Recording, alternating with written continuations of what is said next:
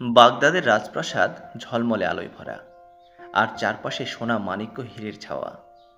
সেই রাজপ্রাসাদের অধিপতি খলিফা হারুন আর রশিদ, ইতিহাসের এক কিংবদন্তি শাসক।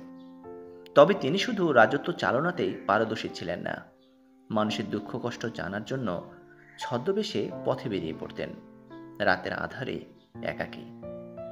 এক রাতে খলিফা ছদ্মবেশে বাগদাদের গলিতে হাঁটছিলেন।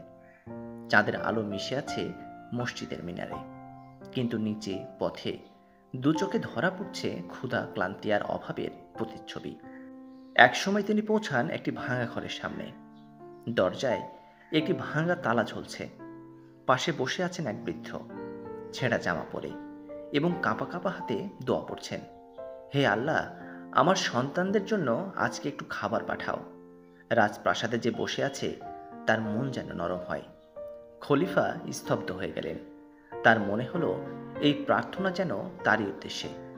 তিনি জিজ্ঞাসা করলেন, চাচা, আপনি খলিফাকে চেনেন?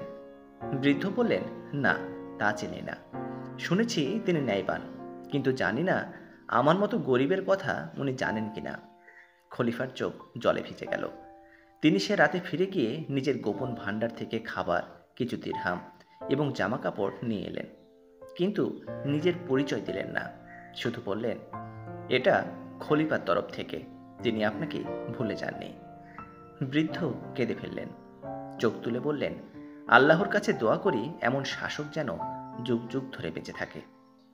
পরদিন সকালে খলিফা সভাসদদের সামনে দাঁড়িয়ে বললেন, শাসকের আসল কাজ শুধু শাসন করা নয়, প্রজার দুঃখ নিজের হৃদয়ে টেনে নেওয়া। আমি যদি এক বৃদ্ধের কান্না শুনতে না পাই, তাহলে সিংহাসনের মানে কি? এই গল্প আমাদের শেখায় নেতৃত্বের আসল সৌন্দর্য শক্তিতে নয়, মানবতায়। খলিফা হারুন আর রশিদের মতো শাসকরাই ইতিহাসে অমর হয়ে থাকেন, কারণ তারা শুধু রাজা ছিলেন না, ছিলেন মানুষের মতো মানুষ। ধন্যবাদ।